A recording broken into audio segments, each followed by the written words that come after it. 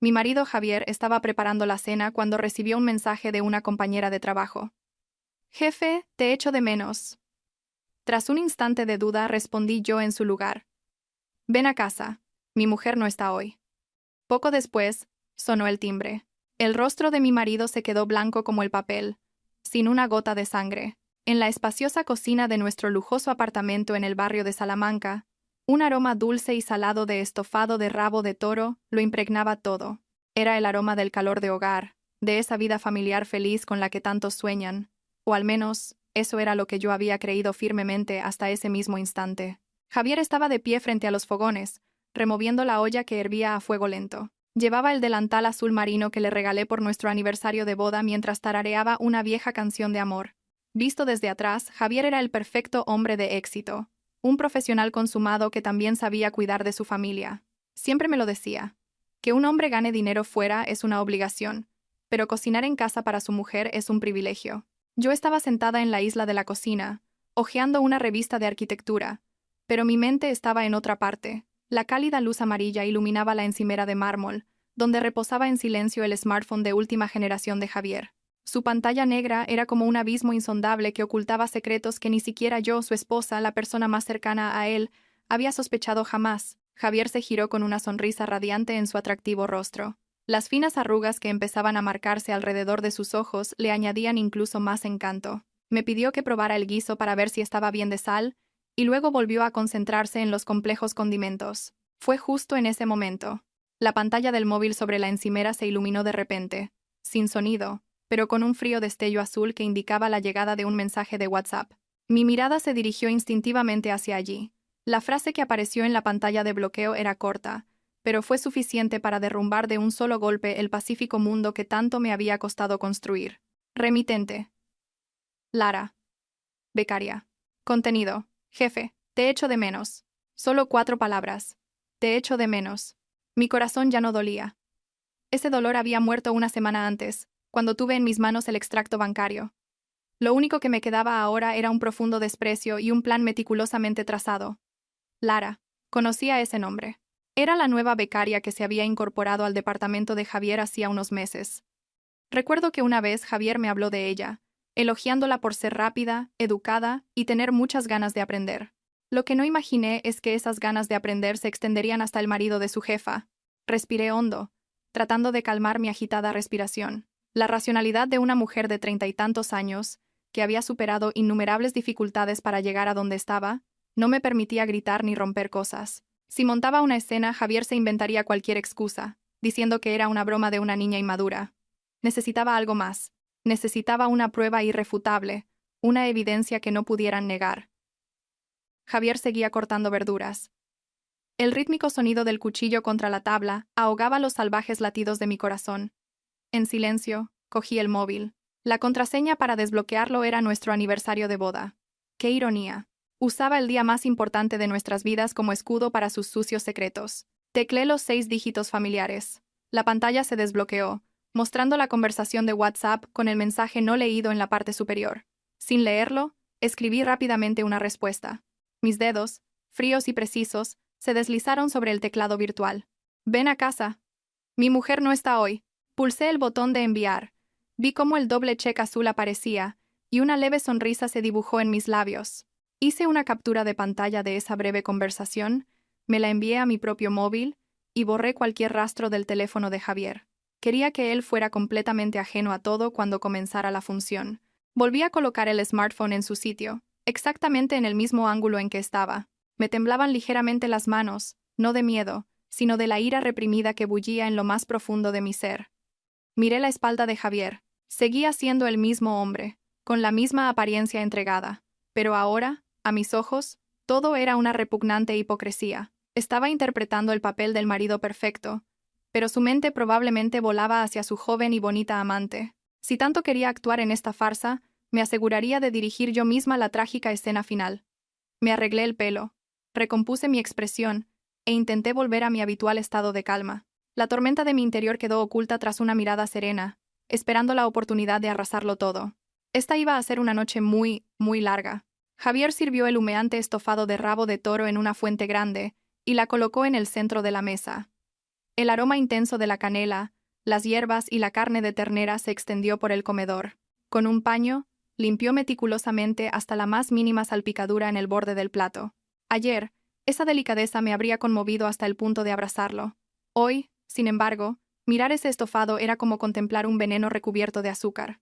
Me sirvió un plato lleno de arroz blanco y, cogiendo el trozo de carne más apetitoso, lo colocó sobre mi arroz. Con una voz cálida y grave dijo: «Come mientras está caliente. He cocinado la carne hasta que se deshace en la boca». Incluso se jactó de haber recorrido 3 mercados diferentes para encontrar el mejor rabo de toro y así cuidarme como me merecía. Acepté el plato de manos de mi marido, haciendo un esfuerzo sobrehumano para que no me temblaran las manos. Me llevé un trozo de carne a la boca y lo mastiqué lentamente. Estaba increíblemente tierno, y la salsa tenía el punto justo que a mí me gustaba. Pero al tragarlo, sentí un sabor amargo y nauseabundo, como si estuviera masticando ceniza. Tuve que beber un gran sorbo de agua para contener las arcadas. Miré al hombre sentado frente a mí. Javier comía con apetito, ofreciéndome de vez en cuando alguna guarnición y contándome anécdotas divertidas del trabajo. Habló de un nuevo proyecto, de cómo el director general le había felicitado y de sus planes de ascenso para ese año, pero no hubo ni una sola mención al nombre de Lara ni a esa joven becaria. Me preguntaba cómo una persona podía llevar una doble vida con tanta maestría, ser capaz de recibir un «te echo de menos» de su amante instantes después, interpretar el papel del marido ejemplar que adora a su esposa. Quizás, durante nuestros 6 años de matrimonio, había repetido tanto esa actuación que ya ni yo misma podía distinguir qué era real y qué era falso. Recordé nuestros difíciles comienzos, cuando nos casamos. Empezamos sin nada, en un pequeño estudio en las afueras de la ciudad. Javier me cogió la mano y me juró que trabajaría sin descanso para que nunca me faltara de nada, para conseguirnos un hogar decente. Y cumplió su promesa. Este apartamento de lujo, todas estas comodidades, eran el testimonio de nuestro esfuerzo conjunto. Pero parece que, a medida que la abundancia material crecía, el corazón de las personas también empezaba a cambiar. La saciedad dio paso a bajos deseos, y la esposa abnegada que una vez compartió con él un simple bocadillo, ahora le parecía insípida en comparación con las mujeres jóvenes y frescas de fuera. Fingiendo estar llena, dejé los cubiertos. Dije que estaba un poco cansada y no tenía mucho apetito. Javier adoptó de inmediato una expresión de preocupación. Se levantó, se acercó a mí y me puso la mano en la frente para comprobar si tenía fiebre. Su mano era cálida, pero en cuanto tocó mi piel, sentí un frío que me caló hasta los huesos. Giré ligeramente la cabeza para esquivar su contacto hipócrita, excusándome con que iba a por un vaso de agua. Miré de reojo el reloj de la pared. La manecilla corta se acercaba a las 7, y la larga al 12. El tiempo pasaba con una lentitud burlona. Desde su oficina o desde su piso de estudiante, tardaría entre 30 y 45 minutos en llegar. No iba a dejar pasar esta oportunidad de oro. Mi mujer no está hoy. Ese hechizo era más poderoso que cualquier invitación. Cuando volví a la mesa, Javier estaba recogiendo los platos. Me dijo que fuera al salón a descansar, que él se encargaría de fregar. La imagen de mi marido remangándose para lavar los platos, de la que tanto presumía ante mis amigas, ahora me parecía una escena más de su repugnante teatro. Me senté en el sofá y cogí el mando de la televisión, pero no la encendí. Mi mirada estaba fija en la puerta de entrada y mis oídos, atentos a cualquier sonido del pasillo.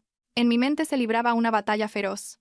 Una parte de mí deseaba que no viniera, que todo hubiera sido una broma de mal gusto, para poder seguir engañándome a mí misma. Pero la otra mitad, la más fría y cruel, anhelaba que el timbre sonara cuanto antes. Quería que este dolor saliera a la luz en toda su crudeza, porque un absceso solo se cura cuando revienta, aunque la cicatriz que deje sea para siempre. Cada minuto pasaba con una pesadez infinita. El sonido del agua en la cocina cesó. Javier salió, secándose las manos con un paño, y me preguntó si me apetecía un poco de fruta de postre.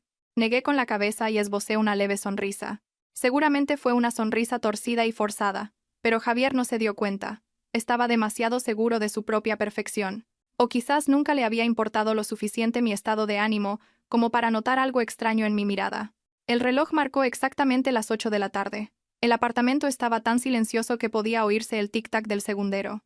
Javier se sentó en el sofá de enfrente y se puso a leer las noticias en su móvil con una expresión de total tranquilidad.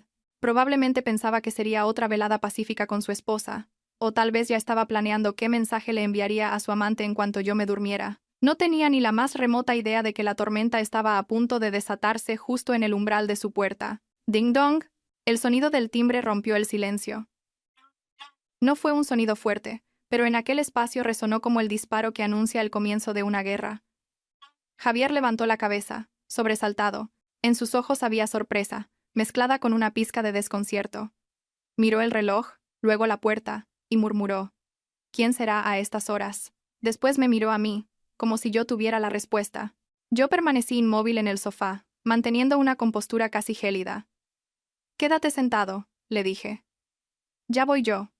Mi voz fue suave pero firme, sin dejarle margen para moverse. Me levanté y caminé lentamente hacia la puerta. Cada paso sobre el parqué de madera sonaba pesado, como los martillazos que clavaban los últimos clavos en el ataúd de nuestro matrimonio. Mi corazón latía con fuerza, no de miedo, sino con la extraña excitación de un cazador a punto de atrapar a su presa. Respiré hondo, recompuse mi postura y puse la mano en el pomo. Giré la cerradura y abrí la pesada puerta de madera. Frente a mí había una mujer joven, de complexión menuda, bien maquillada, pero con un rostro que aún no había perdido el aire aniñado. Llevaba un vestido ajustado que resaltaba su joven figura, y en sus manos sostenía una cajita con un pastel individual, cuidadosamente empaquetado. En el instante en que me vio, la sonrisa coqueta que se dibujaba en sus labios se desvaneció, dando paso a una expresión de puro pánico. Sus ojos se abrieron como platos, sus pupilas se contrajeron por el miedo, y su rostro, antes sonrosado, se tornó pálido como el papel. Se quedó paralizada, y sus manos temblorosas casi dejaron caer la caja del pastel. Ella esperaba que fuera Javier quien abriera la puerta. Seguramente había imaginado la escena. Saltar a sus brazos, decirle con voz melosa cuánto le había echado de menos. Pero la cruda realidad que la golpeó de frente fue la imagen de mí, la dueña de la casa, su legítima esposa, bloqueando la entrada con una mirada afilada como un cuchillo. No dije nada de inmediato, simplemente observé en silencio su expresión aterrorizada. Mi silencio hizo que el ambiente se volviera aún más asfixiante. Lara retrocedió medio paso, moviendo los labios como si quisiera decir algo, pero su garganta parecía bloqueada, como si alguien la estuviera estrangulando. Miró hacia el interior del piso y luego de nuevo a mí, con la expresión de un ladrón pillado infraganti. Oí los pasos de Javier a mi espalda. «¿Quién es, cariño? ¿Por qué tardas tanto?», preguntó. Su voz sumió a Lara en una confusión aún mayor. Miraba a su alrededor, como buscando una vía de escape. Pero yo no iba a dejar que mi presa se escapara tan fácilmente. Sonreí. Probablemente fue una sonrisa más aterradora que el llanto. Y entonces hablé. Mi voz fue lo suficientemente alta y clara como para que la oyeran tanto la persona que estaba dentro como la que estaba fuera, cargada de una fría autoridad. «Hola, Lara. ¿Vienes a buscar a mi marido?». Mi pregunta fue como un jarro de agua fría para Lara y, al mismo tiempo, un shock para Javier, que se acercaba. Vi a Lara estremecerse. Se dio cuenta de que había caído en una trampa, pero ya no había vuelta atrás. La puerta estaba abierta. La función había comenzado oficialmente. Lara estaba encogida, como un pajarillo que ha caído por error en el nido de un águila. Apretó la caja del pastel con tanta fuerza que sus nudillos se pusieron blancos. Tartamudeando, apenas logró articular unas palabras para justificar su inoportuna aparición a esas horas. Dijo que había oído que Javier estaba enfermo, y como pasaba por aquí cerca, había decidido traerle un pastel, que esperaba que se recuperara pronto para que pudiera seguir enseñándole a ella, la becaria. Una mentira tan torpe que resultaba patética. Yo sabía perfectamente que Javier no estaba enfermo, y que esta urbanización estaba tan apartada que era imposible pasar por aquí cerca, si no venías a propósito, pero no la corregí. La gracia del juego del gato y el ratón consiste en no matar al ratón de inmediato, sino en jugar con él hasta que se agote de puro terror. Manteniendo una leve sonrisa, fijé mi mirada en su rostro, que cambiaba de color por momentos. Al ver que Lara intentaba darse la vuelta para huir, dije con una voz gélida como el hielo: «Si das un solo paso fuera de este pasillo, mañana toda la empresa y tus padres en el pueblo recibirán las fotos y los mensajes de vosotros dos. Entra y hablemos tranquilamente, y te dejaré conservar un mínimo de dignidad». Lara se quedó clavada en el sitio. Temblando, me siguió a regañadientes al interior. Le dije que, ya que estaba aquí, podía aprovechar para ver la casa, que el ambiente era muy acogedor. Hice hincapié en que quería presentarle formalmente a mi marido. Alargué a propósito la palabra marido, como si estuviera estampando un sello de propiedad sobre el hombre que estaba congelado a mi espalda. Javier ya había llegado al salón. Al verme entrar con Lara, su rostro se descompuso aún más que el de ella. Tenía los ojos desorbitados y la boca abierta, pero no era capaz de decir nada. El móvil que sostenía en la mano se le cayó sobre el sofá. Nos miraba alternativamente a Lara y a mí, oscilando violentamente entre el pánico y la confusión. No podía entender por qué Lara estaba allí ni por qué yo la recibía con tanta calma.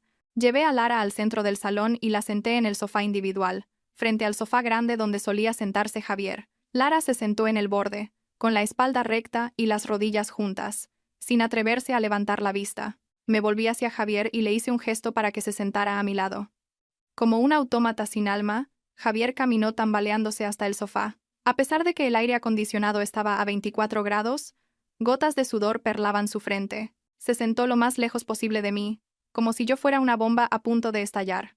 Comencé con las presentaciones. Señalando a Lara, le dije a Javier que ella era esa buena becaria de la que tanto hablaba, que había venido a visitarlo en mitad de la noche, con un pastel y todo, al enterarse de que su jefe estaba enfermo. Luego le presenté a Javier a Lara, diciendo que él era el marido más ejemplar del mundo, un hombre que nunca me había decepcionado. Cada uno de mis elogios era como una aguja que se clavaba en la piel de Javier. Lo vi encogerse. Noté cómo Lara lanzaba una mirada suplicante a Javier. Esperaría de él una palabra, una excusa, un gesto tranquilizador que la salvara de esa situación, pero lo único que recibió fue una evasión cobarde. Javier mantenía la cabeza gacha, jugueteando con el bajo de su camisa, sin atreverse a pronunciar palabra. Su cobardía no hizo más que aumentar mi desprecio, y probablemente hasta Lara empezó a sentir una punzada de decepción. El hombre que en la oficina parecía tan admirable y autoritario se había convertido, al ser descubierto en su infidelidad, en un hombrecillo patético que temía más a su esposa que a un león. Me levanté, diciendo que iba a ofrecer algo de beber a nuestra invitada. Le pregunté a Lara qué le apetecía: zumo de naranja, agua o un té caliente. Con voz apenas audible, respondió que con agua sería suficiente. Sonreí y me dirigí a la cocina. El salón quedó sumido en un silencio sepulcral. Sabía que, en cuanto desapareciera, esos dos intercambiarían miradas de pánico, pero no se atreverían a hablar por miedo a que yo los oyera. Y eso era exactamente lo que quería: dejar que el terror carcomiera sus mentes poco a poco. En la cocina hice ruido a propósito, sacando vasos y platos para que supieran que seguía cerca, escuchándolo todo. Abrí la vitrina y pasé de largo junto a la costosa cristalería que usábamos para los invitados importantes. Mi mano se detuvo en un paquete de vasos de plástico finos y desechables, de los que se usan para fiestas al aire libre o en puestos callejeros. Cogí uno de esos vasos y lo llené de agua del dispensador. La elección no fue casual.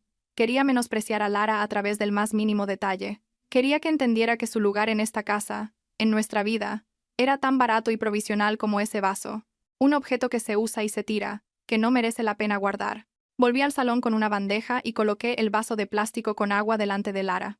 Para Javier y para mí, en cambio, serví té en unas elegantes tazas de porcelana fina con un borde dorado. El marcado contraste entre los dos tipos de recipientes era evidente sobre la mesa de cristal. Lara miró el vaso de plástico que desentonaba en la lujosa mesa, y su rostro se tiñó de un rojo intenso por la humillación. Había entendido el mensaje. Era un insulto sin palabras, pero más profundo y afilado que cualquier improperio. Me senté al lado de Javier, esta vez pegándome deliberadamente a él. Le cogí del brazo y apoyé mi cabeza en su hombro con un gesto cariñoso. Javier se quedó rígido como un muñeco de madera, con los músculos tensos por la tensión. A través de su fina camisa podía sentir los latidos frenéticos de su corazón. El sudor frío seguía resbalando por sus sienes. Inicié la conversación con preguntas hipócritamente sociales. Le pregunté a Lara qué tal le iba en las prácticas, si Javier era muy exigente con ella, si no acosaba a los becarios. Mientras hablaba, acariciaba el brazo de Javier y le lanzaba miradas de amor de vez en cuando. Lara respondía con monosílabos, sin atreverse a mirar directamente la tierna escena que se desarrollaba ante sus ojos. En su mirada se mezclaban la envidia, la amargura y el miedo. Estaba presenciando cómo el hombre que codiciaba pertenecía, legal y completamente, a otra mujer. Las dulces promesas que Javier le habría susurrado cuando estaban a solas se volvían insignificantes ante esta aplastante realidad. El aire en la habitación era tan denso que costaba respirar. Ni siquiera el suave zumbido del aire acondicionado lograba disipar la atmósfera asfixiante. Me sentía como si estuviera presenciando una trágica obra de teatro mudo, donde cada actor se esforzaba por cumplir su papel, con la diferencia de que solo yo tenía el guión y conocía el final. De repente, cambié de tema y me dirigí a Javier con voz emocionada. Saqué a relucir nuestros planes de vacaciones en las Islas Canarias para el mes siguiente. Describí con entusiasmo un futuro idílico: el mar azul, la arena blanca, las cenas románticas a la luz de las velas.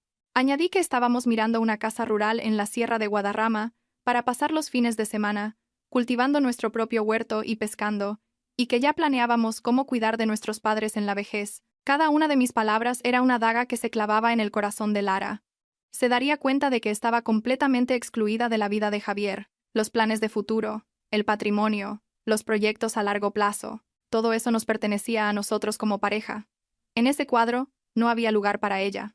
Era solo un capricho pasajero, un placer temporal para Javier. Javier permanecía sentado, en silencio sepulcral, sin afirmar ni negar nada. Parecía estar sentado sobre ascuas, deseando que esa tortura psicológica terminara cuanto antes.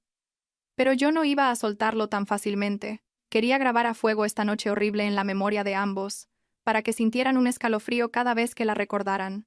Me volví hacia Lara y, con una sonrisa, le lancé una pregunta aparentemente inocente pero cargada de significado.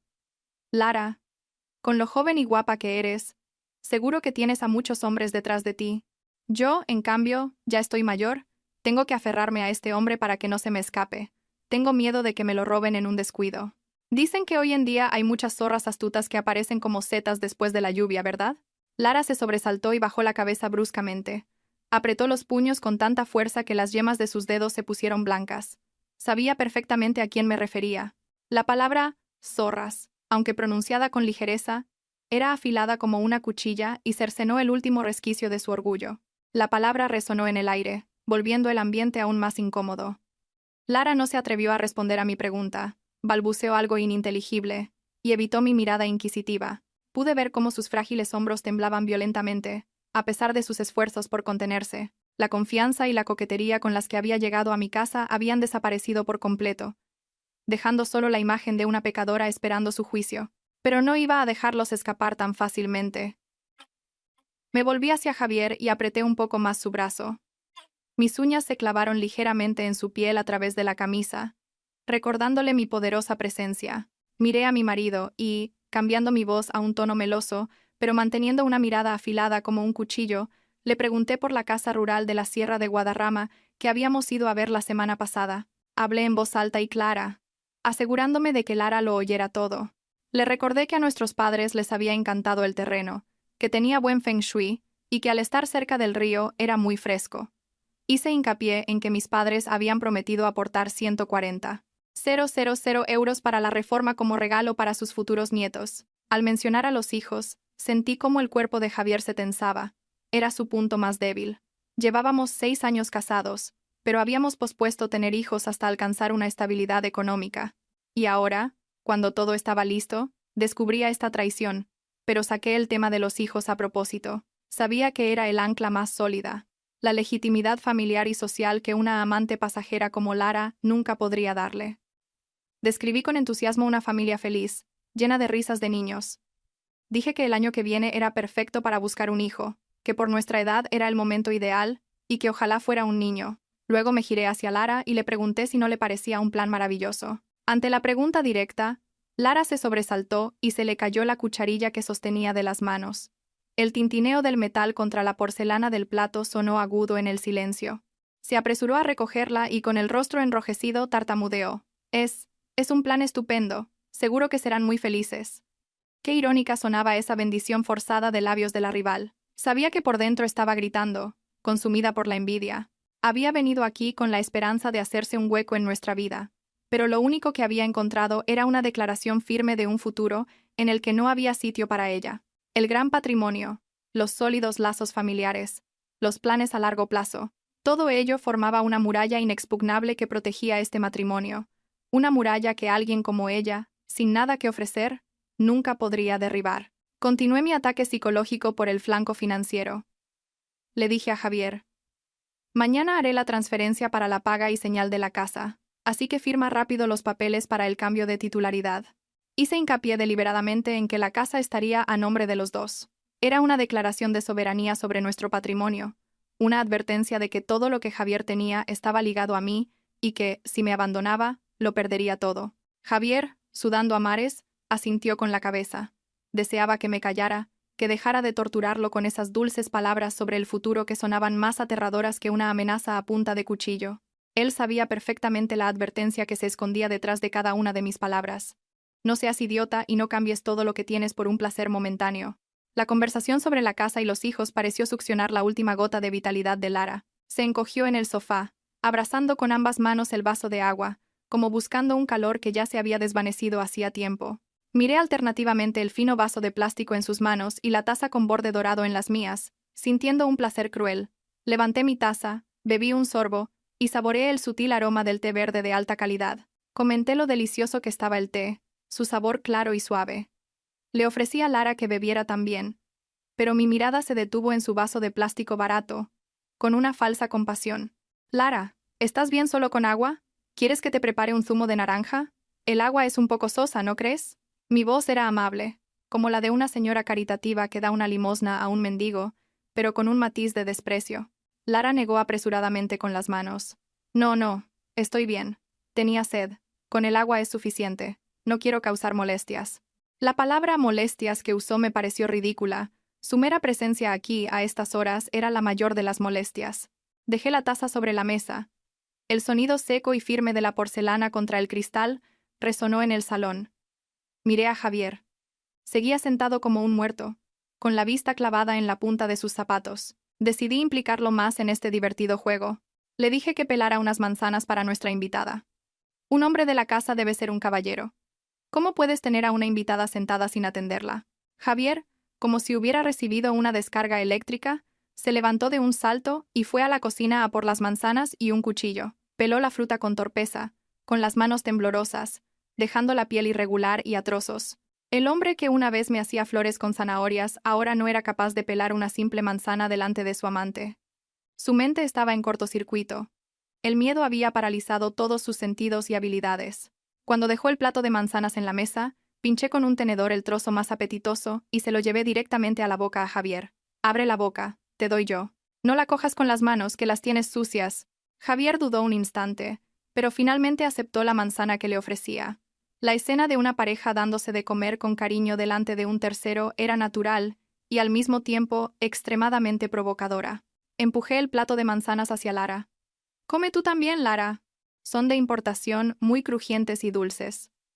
Lara miró el trozo de manzana que Javier acababa de comer y luego el plato frente a ella, como si se le hubiera hecho un nudo en la garganta. ¿Cómo iba a poder tragar bocado presenciando semejante muestra de afecto?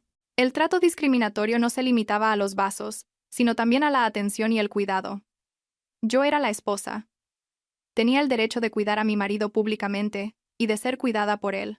Ella, en cambio, por mucho que Javier la quisiera en la calle, aquí dentro, en esta casa, no era más que una intrusa, una espectadora forzada del show de felicidad de nuestro matrimonio. Vi cómo los ojos de Lara se enrojecían. Probablemente estaba llorando por dentro, o quizás arrepintiéndose de la estupidez de haber venido hasta aquí para ser humillada de esta manera, pero no sentí ni una pizca de compasión. Mi compasión murió en el instante en que vi el mensaje de «Te echo de menos» en la pantalla del móvil. La clemencia es un lujo que no concedo a quienes intentan destruir la felicidad de un hogar ajeno. El silencio volvió a adueñarse del salón, pero esta vez el aire olía mucho más a pólvora. Lara, quizás para romper la tensión o para intentar recuperar algo de su imagen de persona considerada frente a Javier, carraspeó y preguntó tímidamente por su salud.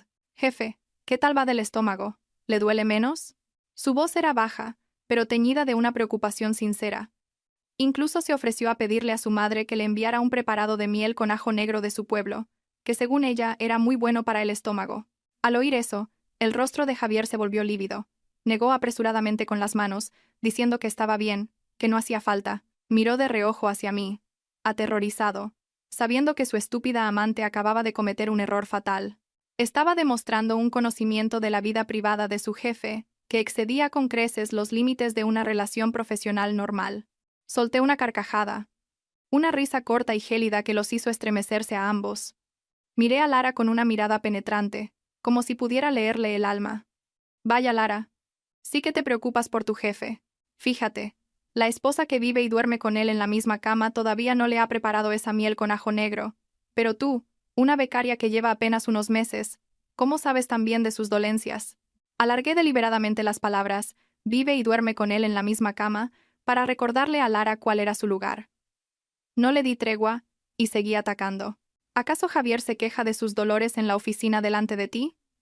¿O es que os veis a solas tan a menudo que conoces hasta los detalles de su dieta? Lara se quedó sin palabras. Su rostro pasó del rojo al morado. Tartamudeó que simplemente lo había visto en la oficina tocarse el estómago con una mueca de dolor y le había preguntado por pura suposición. Una excusa lamentable. Yo sabía que los problemas de estómago de Javier eran crónicos. Para no dañar su imagen de líder fuerte, rara vez mostraba signos de debilidad en público. Solo lo hacía cuando estaba a solas con alguien de confianza. Dirigía a Javier una mirada fulminante. ¿Y tú por qué vas preocupando a tus empleados en el trabajo? La próxima vez, si te encuentras mal, me lo dices a mí, a tu esposa. No hagas que otra gente se preocupe y te traiga medicinas. Van a pensar que tu mujer no te cuida. El otro día me dijiste que llegabas tarde por una cena con clientes y que te dolía la barriga. Ya veo qué tipo de cena con clientes era. Ante mi indirecta, Javier bajó la cabeza y no dijo nada. Sabía perfectamente a qué me refería. La noche que usó la excusa de la cena de trabajo, en realidad había cenado con Lara, y probablemente para ganarse la compasión de la joven, se había quejado de sus dolores. Acababa de destapar la hipocresía de la preocupación de una compañera y había expuesto la cruda verdad de su ambigua relación. Su excesivo interés era la prueba de que había cruzado la línea. Y yo, como esposa, tenía todo el derecho de cuestionar y desenmascarar esa hipocresía aquí, en mi propia casa. El reloj de la pared marcaba las 9. El juego del gato y el ratón había llegado a su clímax. Sentí que era el momento de dar el golpe de gracia. Un golpe que destruiría por completo la moral de la intrusa y serviría como advertencia final para mi marido traidor. Saqué lentamente mi móvil del bolsillo y lo dejé sobre la mesa. Deslicé el dedo por la pantalla, fingiendo comprobar un mensaje, y luego suspiré a propósito. El mundo es muy complicado hoy en día. En las noticias no se habla más que de infidelidades y escándalos. Mis amigas me cuentan que las chicas jóvenes de ahora son muy descaradas. Le envían mensajes a maridos ajenos como si fueran sus novias, sin la menor vergüenza. Hice una pausa y observé sus reacciones. Lara permanecía inmóvil, pero su respiración se había acelerado. Javier se secaba disimuladamente el sudor de la frente con un pañuelo. La tensión era como la cuerda de una guitarra, a punto de romperse. Afilé aún más mi voz y continué. Yo también suelo mirar el móvil de Javier para ayudarle con cosas del trabajo, y últimamente he visto que le llegan muchos mensajes de números desconocidos. Una chica joven, por lo que parece. Su nombre suena muy inocente. Debe de ser una becaria. Le envía mensajes muy cariñosos a Javier. Miré de reojo a Lara. Su rostro había perdido todo el color. Sus labios, antes pintados de un rojo intenso, ahora estaban blancos y temblorosos. Con una sonrisa burlona, lancé el golpe final. ¿Sabes qué, Lara? El otro día, yo estaba en casa, y mi marido preparaba la cena. Y de repente, una chica le envía un mensaje a su móvil diciendo, «Te echo de menos». ¡Qué valor! ¿No crees? Con la mujer en casa, atreverse a enviar un mensaje así. ¿Acaso me estaba lanzando un desafío? Mis palabras cayeron como un rayo sobre Lara. Me miró con los ojos como platos, con el terror grabado en sus pupilas. Lo había entendido todo. El mensaje de «te echo de menos» de hacía un rato. La respuesta de «ven a casa, mi mujer no está hoy». Todo había sido una trampa perfecta que yo misma había tendido y ella, como una estúpida polilla, había volado directamente hacia ella. Las manos y los pies de Lara empezaron a temblar sin control. Me miraba como si estuviera viendo a un monstruo. Se dio cuenta de que la mujer sentada frente a ella no era una ama de casa dócil e ingenua, sino una maestra de la guerra psicológica. Yo lo sabía todo desde el principio, pero había actuado con total naturalidad, invitándola a entrar, sirviéndole agua, ofreciéndole pastel, y luego fui arrancándole la máscara capa por capa, hasta dejarla completamente desnuda en su propia vergüenza. Javier a mi lado también estaba en shock. Se giró hacia mí con una mirada de puro espanto. Nunca habría imaginado que yo hubiera leído ese mensaje y que fuera tan retorcida como para atraer a Lara hasta aquí y humillarla de esa manera. Mi inteligencia y mi crueldad le provocaron un escalofrío. Se dio cuenta de que había subestimado enormemente a su esposa. Miré a Lara directamente a los ojos. Mi mirada era fría y despreciativa. Ya no necesitaba decir nada más. Mi silencio era la más severa de las sentencias. Lo había revelado todo. Pero aún no había pronunciado su nombre directamente. Quería ver si le quedaba un mínimo de dignidad para retirarse por sí misma. Era el último acto de piedad que le concedería antes de que abandonara esta casa. Lara no pudo soportarlo más. La presión invisible que emanaba de mí, la cobardía de Javier y la cruel verdad que acababa de revelarse, aplastaron su voluntad. Cada segundo debía de ser una tortura para ella, como si estuviera sentada en una silla eléctrica. Cogió apresuradamente el bolso que había dejado a su lado. Con las prisas, el bolso golpeó la silla con un ruido sordo. Se levantó de un salto, pero sus piernas flaquearon y casi se cae. Sin atreverse a mirarme a la cara, con la cabeza gacha, murmuró que tenía que irse. Puso la excusa de que había surgido algo urgente en casa, que su madre le había dicho que volviera enseguida, y que sentía no poder quedarse más tiempo. Su voz estaba quebrada, al borde del llanto. Sin esperar nuestra respuesta, se dirigió a la puerta, corriendo como un ladrón perseguido. La caja del pastel quedó abandonada sobre la mesa, como una prueba del miserable fracaso de su visita. Javier hizo un amago de levantarse, probablemente para acompañarla o pedirle perdón. Pero yo fui más rápida. Le puse la mano en el muslo y apreté con fuerza, indicándole que se quedara quieto. Mi mirada centelleó, advirtiéndole que no cometiera ninguna estupidez en esa situación. Javier entendió mi mensaje y se quedó paralizado, siguiendo con la mirada la espalda de Lara mientras desaparecía tras la puerta. Yo me levanté y la seguí lentamente hasta la entrada. Caminé con calma y seguridad, en marcado contraste con su nerviosismo. Lara intentaba ponerse los zapatos, pero sus manos temblaban tanto que no acertaba a coger el calzador. Me apoyé en el marco de la puerta, con los brazos cruzados, observándola con una mezcla de compasión y desprecio. Cuando por fin logró calzarse y se disponía a abrir la puerta para salir al pasillo, la llamé. Lara. Ella se detuvo en seco, sobresaltada. Se dio la vuelta, con una mirada asustada y suplicante. Probablemente temía que montara un escándalo en el pasillo del edificio, que la insultara o la agarrara del pelo, pero no lo hice. Mi dignidad no me permitía comportarme como una verdulera de mercado. Me acerqué a ella y le susurré al oído, lo suficientemente bajo para que solo nosotras dos lo oyéramos. Mi voz fue suave como una brisa, pero fría como el hielo milenario. La próxima vez que vengas a ver a mi marido, avisa antes. Si andas por ahí a estas horas de la noche, los vecinos podrían malinterpretarlo y pensar que en esta casa tan respetable pasa algo raro. Y recuerda esto, la esposa de Javier no siempre está fuera de casa. Al oír mis palabras, el rostro de Lara se quedó sin una gota de sangre. Asintió repetidamente con la cabeza, como una gallina picoteando, balbuceó un sí y salió corriendo hacia el ascensor. Pulsaba el botón frenéticamente, como si quisiera huir de allí lo antes posible. Su figura, pequeña, sola y patética, se recortaba contra la brillante luz del pasillo. La observé hasta que las puertas del ascensor se cerraron, tragándosela. Una leve sonrisa se dibujó en mis labios. Una menos. La joven presa había recibido un buen susto. Ahora, ni aunque le pagaran se atrevería a acercarse a mi marido, pero la guerra no había terminado. El enemigo principal, el que me había causado la herida más profunda, seguía sentado en el salón. Me di la vuelta y cerré la puerta de un portazo.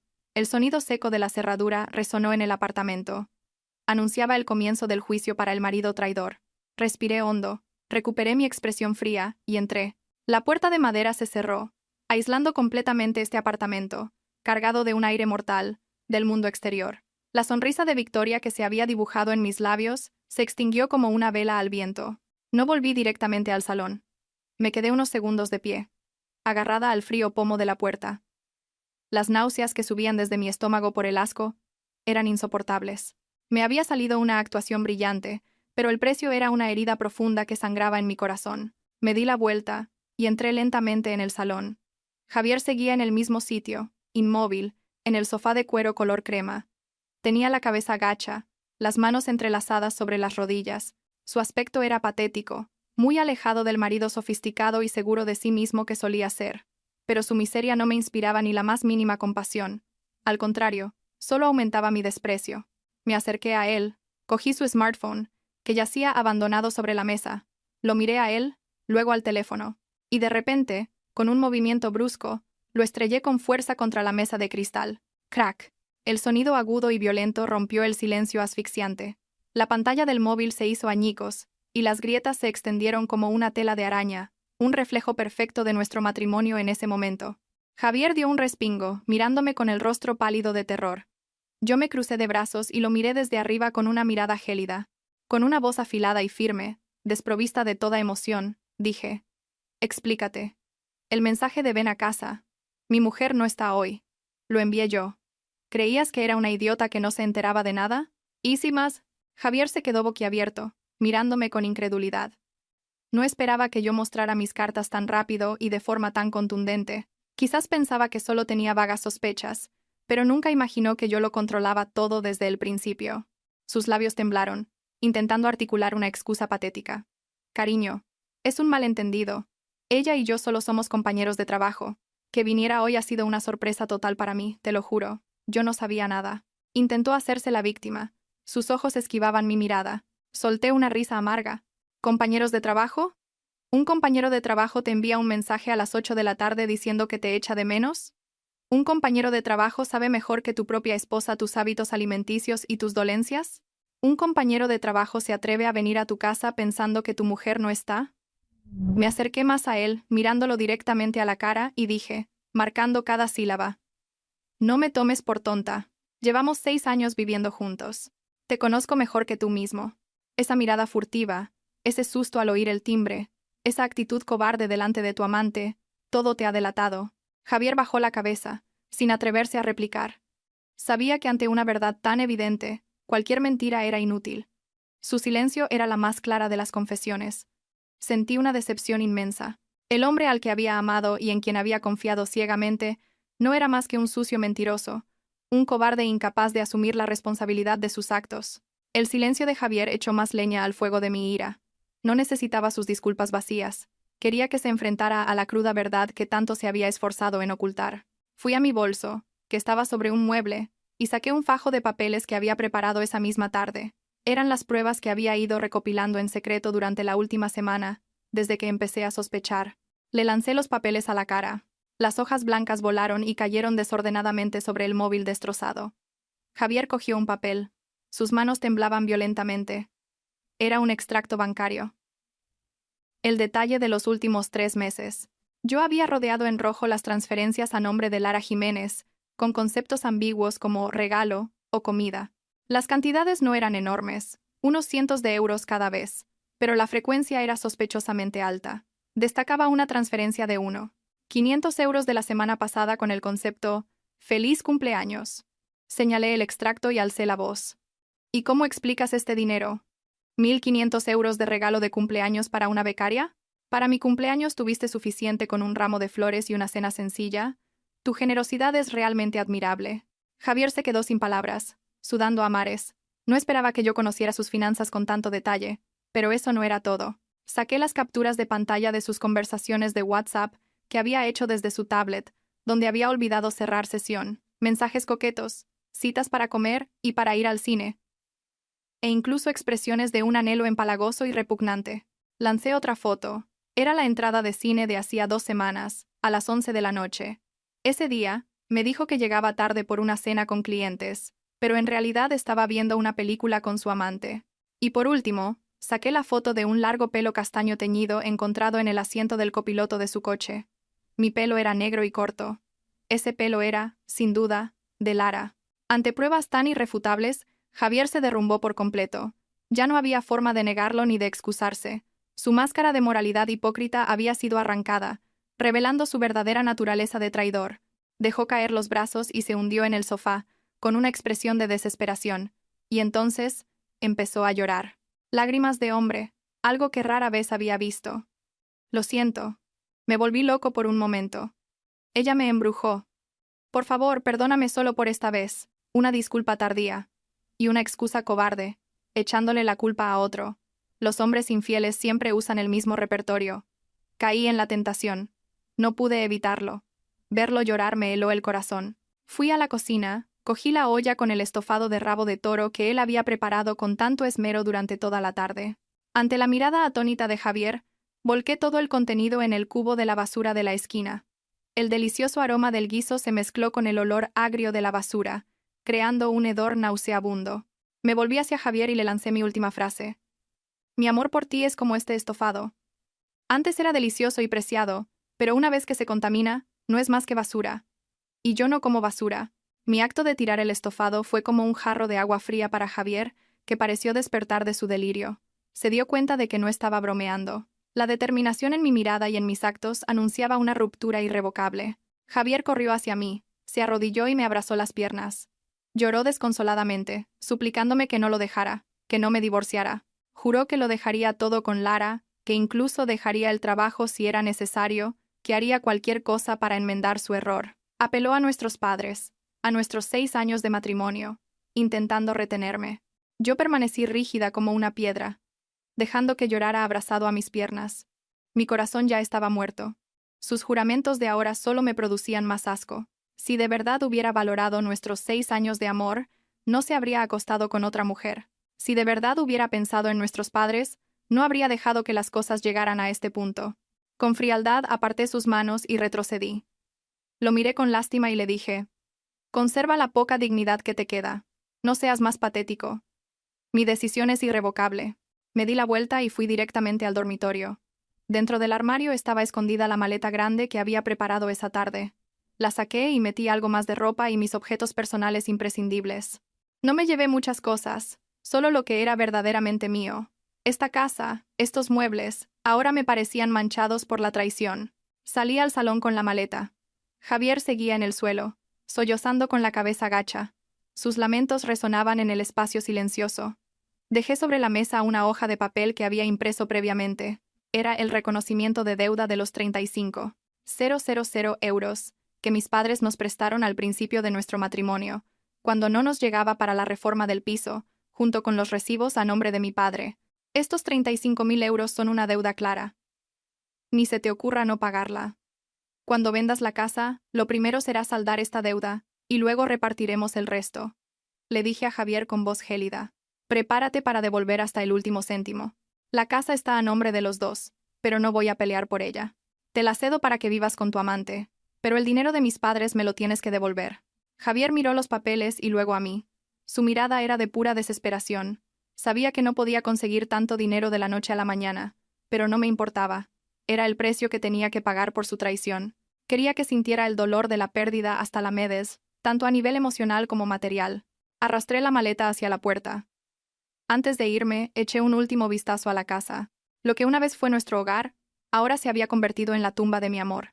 Abrí la puerta y salí al ventoso pasillo. El sonido de la puerta cerrándose a mi espalda resonó una vez más, poniendo fin a 6 años de mi juventud con ese hombre sinvergüenza. Sin mirar atrás, caminé con paso firme hacia el ascensor. Una nueva vida me esperaba. Sería difícil, pero al menos sería limpia y tranquila. El taxi recorría las calles vacías de la ciudad nocturna. Sentada en el asiento trasero, observaba las luces de las farolas pasar fugazmente. Mi mente estaba en blanco, pero extrañamente ligera. No lloré. Las lágrimas parecían haberse secado por dentro, cristalizadas en una afilada determinación. Me dirigía al apartamento de Sofía, mi mejor amiga desde la universidad. Sofía era una abogada de prestigio en la ciudad, especializada en divorcios y disputas patrimoniales. Era fuerte, decidida y extremadamente inteligente. La había avisado con antelación, así que ya me estaba esperando en el portal cuando llegué. Al verme bajar del coche con el rostro demacrado y arrastrando la maleta, Sofía no me preguntó nada. Se acercó en silencio y me dio un fuerte abrazo. Ante ese cálido gesto de amistad, estuve a punto de romper a llorar, pero me contuve. No era momento de mostrar debilidad. Sofía me llevó a su apartamento. Era un piso pequeño pero acogedor, impregnado del agradable aroma del aceite esencial de lemongrass. Me ofreció un vaso de agua caliente y me dijo que me sentara y se lo contara todo. Y así lo hice. Le conté todo. Desde el fatídico mensaje hasta el teatro que monté para invitar a Lara a casa, el enfrentamiento con Javier y mi decisión de marcharme. Hablé con una calma sorprendente, como si estuviera contando la historia de otra persona. Cuando terminé, Sofía golpeó la mesa con un ruido sordo. Soltó una palabrota y me dijo que había hecho muy bien, que un hombre infiel es imperdonable, y que mi forma de manejar a la amante había sido de un nivel superior, civilizada, pero al mismo tiempo, extremadamente cruel. Sofía comenzó a analizar la situación desde una perspectiva legal. Revisó las pruebas que había reunido, los extractos bancarios, los mensajes, las fotos, asintió con la cabeza y dijo que con eso tenía más que suficiente para ganar en un juicio. Se ofreció a llevar mi caso si Javier no aceptaba un divorcio de mutuo acuerdo. Pero Sofía me dijo que, antes de llegar a los tribunales, debíamos darles a esa pareja perfecta una lección que no olvidaran en su vida. El divorcio era mi liberación, pero la verdadera justicia era castigar al traidor. Me propuso un plan de venganza más sutil. En lugar de montar un escándalo, o exponerlo en redes sociales para convertirnos en el cotilleo de la ciudad, atacaríamos lo que más le importaba a Javier: su carrera y su reputación. Sofía me indicó que organizara todas las pruebas en un único archivo. Me dijo que me ayudaría a redactar un correo de denuncia para enviar a la dirección de la empresa de Javier. Un golpe mortal a su economía y a su credibilidad sería 1000 veces más doloroso que un par de bofetadas. Asentí, de acuerdo. Nuestras miradas se cruzaron, y en ellas brilló la determinación. Esa noche sería la noche en que planearíamos la batalla final. Los 2 días del fin de semana transcurrieron en un silencio aterrador. Javier no paraba de llamar y enviar mensajes, pero no respondí. Apagué el móvil y dediqué todo mi tiempo, en casa de Sofía, a preparar el regalo especial para mi marido y su amante. Sofía me ayudó a redactar el correo. En lugar de insultos o difamaciones, usamos un lenguaje profesional, objetivo y afilado, como si fuera un escrito de acusación. El asunto del correo fue corto pero contundente. Informe sobre violación del Código de Conducta Interno y relación inapropiada entre jefe de equipo y becaria. Escaneé todas las pruebas. Las capturas de pantalla de WhatsApp con las conversaciones subidas de tono, los extractos bancarios que demostraban el uso de su sueldo para comprar regalos, el uso indebido de fondos, la foto de las entradas de cine durante el horario laboral como prueba de negligencia profesional. Sofía organizó todo en un único archivo PDF de más de 10 megabytes, anotando claramente fechas, horas y lugares.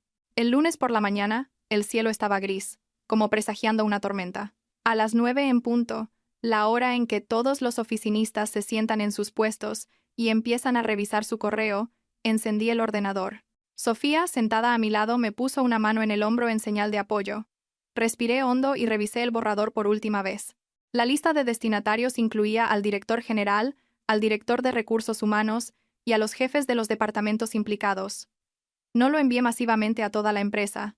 No quería convertirme en una chismosa barata. Solo lo envié a las personas con el poder de decidir el destino de Javier y Lara.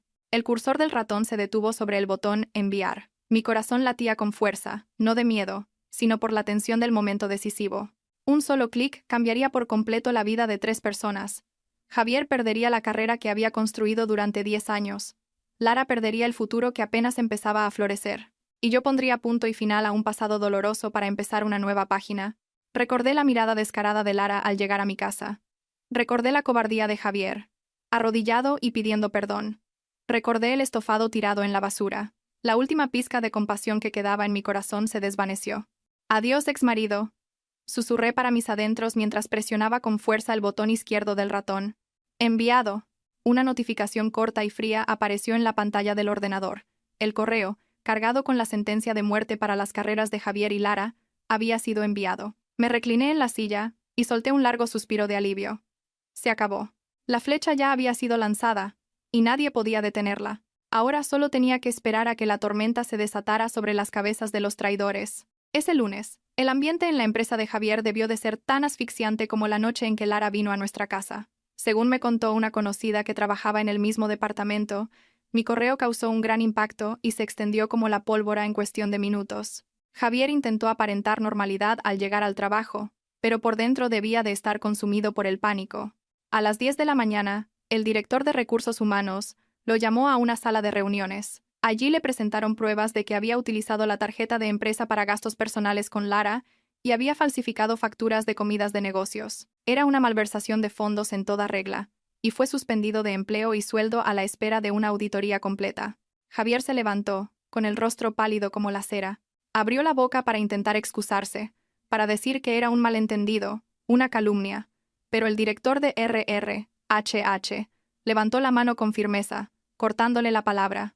Sobre la mesa, dejó una gruesa carpeta con la impresión de ese mismo archivo PDF que yo había enviado.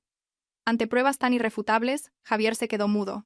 2 miembros de seguridad se acercaron y le pidieron que recogiera sus objetos personales y abandonara la oficina de inmediato. Todos se quedaron atónitos al ver cómo el que hasta entonces era un respetado jefe de equipo era escoltado fuera de la empresa como un delincuente. Javier caminó en silencio, con la cabeza gacha, entre los murmullos de la gente que lo miraba. Esa humillación pública marcaría su carrera con una mancha imborrable. Yo, desde casa de Sofía, recibí la noticia por teléfono sin sentir la menor emoción. Ni me reí con satisfacción, ni sentí pena. Era el precio de la traición. Cuando pisoteó nuestro matrimonio y persiguió sus deseos, él mismo había firmado la sentencia de muerte de su carrera. 3 días después, se hizo oficial su despido. El motivo, comunicado en una circular interna, fue grave violación de la ética profesional y perjuicio a la imagen y confianza de la empresa. Javier no solo perdió su trabajo, sino que también entró en la lista negra de los responsables de recursos humanos del sector. En esta ciudad, los rumores vuelan más rápido que el viento. Una vez que tu reputación moral queda manchada, especialmente por un escándalo con una subordinada, las puertas de tu carrera se cierran casi por completo. Las consecuencias económicas no tardaron en llegar, como una ola gigante. Javier perdió su principal fuente de ingresos, pero los préstamos del banco seguían venciendo puntualmente. La letra del coche, la hipoteca del piso, las tarjetas de crédito, todo se convirtió en un lazo que le apretaba el cuello. Antes, gracias a su alto sueldo y a mi buena administración, vivía holgadamente sin mirar los precios. Ahora, solo con los intereses mensuales del banco, sudaba la gota gorda. Mi teléfono no paraba de sonar. Era el número de Javier. Al ver el nombre marido parpadeando en la pantalla, solté una risa seca y cambié su nombre en mi agenda a Javier Ruiz. No contesté. Dejé que sonara hasta que se cortara. Después, empezaron a llegar los mensajes. Al principio eran súplicas, pidiendo perdón, pidiéndome que retirara la denuncia, que le diera una oportunidad para empezar de nuevo. Como no respondí, el tono cambió a acusaciones, llamándome cruel y desalmada por haberle arruinado la vida. Los leí por encima y los borré todos. ¿Cruel? Cuando él estaba en la cama con otra mujer mientras yo lo esperaba en casa con la cena preparada, ¿acaso pensó él en la palabra crueldad? Cuando usaba nuestro dinero común para comprarle regalos caros a su amante, ¿acaso pensó en mi esfuerzo? Yo solo había reclamado lo que era justo para mí. Incluso sus padres, que vivían en el pueblo, me llamaron. Mi suegra, llorando, me insultó, llamándome mala nuera, la que había destrozado a su marido y su familia. Dijo que era normal que un hombre tuviera una aventura, que una mujer debía aguantar para mantener la paz en el hogar. Al oír eso, sentí una amarga resignación por el destino de las mujeres. Le dije a mi suegra, con calma, que yo no podía vivir con un traidor y colgué. Bloqueé también los números de toda su familia. No quería oír más lecciones de moral hipócrita. Javier lo había perdido todo. Literalmente todo. Esposa, familia, carrera, reputación. Y ahora estaba ahogado en deudas. Vagaría por ese apartamento grande pero vacío, enfrentándose a las cuatro paredes y a una soledad abrumadora. Era el castigo más justo para alguien que no había valorado lo que tenía. El destino de Lara no fue muy diferente. En cuanto Javier fue suspendido, ella también fue llamada a recursos humanos. Entró en la sala con los ojos hinchados y un aspecto demacrado, muy lejos de la imagen segura y coqueta de aquella noche. La decisión de rescindir su contrato de prácticas fue inmediata. El motivo: violación de las normas de conducta interna y perjuicio al buen ambiente de trabajo. Lara lloró, suplicó una oportunidad, dijo que era joven y había caído en la tentación. Pero en el implacable mundo laboral, esas excusas ingenuas no sirven de nada. Estaba en una gran empresa. Ser despedida de forma deshonrosa significaba que las puertas de su futuro se habían cerrado a la mitad. Peor que perder el trabajo fue el desprecio de sus compañeros. La historia de la descarada amante que desafió a la esposa legítima se convirtió en el tema más candente en los chats anónimos de la empresa. Cuando Lara recogía sus cosas en una caja de cartón, nadie se acercó a hablarle ni a ayudarla. Todos la miraban con desdén, cuchicheando a sus espaldas. Los hombres que antes le tiraban los tejos ahora la evitaban como a la peste, por miedo a verse salpicados por el escándalo. Lara salió de la oficina sola, cargando con su caja. El largo y vacío pasillo parecía el camino de espinas que le esperaba. Frente al ascensor, se cruzó con el mismo guardia de seguridad que había presenciado su huida días antes. La mirada de compasión del hombre fue la gota que colmó el vaso, y Lara finalmente rompió a llorar a gritos. Salió corriendo del edificio, dejando atrás las burlas de la gente. Según me contó Sofía, después de ese incidente, Lara no pudo soportar las miradas y se mudó de piso. Puso todas sus redes sociales en privado y desapareció del mundo virtual.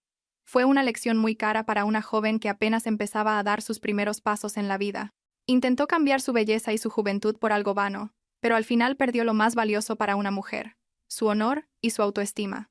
No sentí pena por Lara. Ella eligió ese camino, ignorando la moral y la ética, y las consecuencias eran suyas.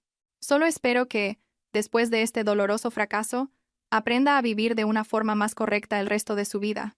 2 meses después, nos volvimos a ver en el juzgado para el acto de conciliación del divorcio. Javier parecía haber envejecido 10 años. Llevaba la barba descuidada y la ropa arrugada. Me miraba con ojos suplicantes, pero yo mantuve una actitud fría y distante. Sofía me acompañaba como mi abogada. Su presencia, profesional y afilada, intimidó aún más a Javier. En el juzgado, Javier intentó aferrarse a la idea de que aún me quería y que quería recuperar nuestra relación. Pero Sofía presentó las pruebas irrefutables de su infidelidad, acabando de un plumazo con su débil esperanza. El reparto de bienes fue el punto de mayor tensión. El apartamento de lujo era nuestro mayor activo. Javier, por orgullo, quería conservarlo. No quería verse en la calle. Propuso pagarme mi parte en cuotas mensuales. Solté una risa de desprecio y negué con la cabeza con firmeza. No iba a permitir que ningún vínculo económico me atara a mi exmarido. Sofía, en mi nombre, presentó mis condiciones. O me pagaba en un solo plazo el 50% del valor de la casa, más los 35.000 euros de la reforma que aportaron mis padres, o vendíamos la casa y repartíamos el dinero. Él, por supuesto, debía hacerse cargo de la totalidad de la hipoteca pendiente. El rostro de Javier, desempleado y endeudado, se puso blanco. ¿De dónde iba a sacar cientos de miles de euros de la noche a la mañana? El banco ya había empezado a enviarle notificaciones de embargo por llevar 3 meses sin pagar la hipoteca. Al final, no tuvo más remedio que aceptar la venta de la casa. El apartamento que una vez fue su orgullo se puso a la venta como una oportunidad, por debajo de su precio de mercado, para conseguir una venta rápida. Después de pagar la hipoteca, devolverme mi parte y los 35.000 euros de mis padres, a Javier apenas le quedó dinero. Firmó los papeles del divorcio con mano temblorosa. Su firma torcida puso el punto y final a 6 años de matrimonio. Salió del juzgado con las manos vacías, tanto literal como figuradamente. Sin casa, sin coche, ya lo había vendido para pagar deudas, sin esposa y sin trabajo. Se quedó de pie, solo, en el soleado patio del juzgado, viendo en silencio cómo me marchaba en un taxi. El precio fue muy alto, pero fue enteramente culpa suya. Recibí el dinero de la venta de la casa y el reparto de bienes. Era una suma considerable, suficiente para empezar una nueva vida. En lugar de un gran apartamento como el de antes, elegí un piso más pequeño y acogedor en un barrio tranquilo y lleno de árboles. Decoré mi nueva casa a mi gusto. Se acabaron los muebles ostentosos y llamativos para satisfacer la vanidad de Javier. En su lugar, puse tonos beige suaves, plantas frescas y una sencilla librería de madera maciza.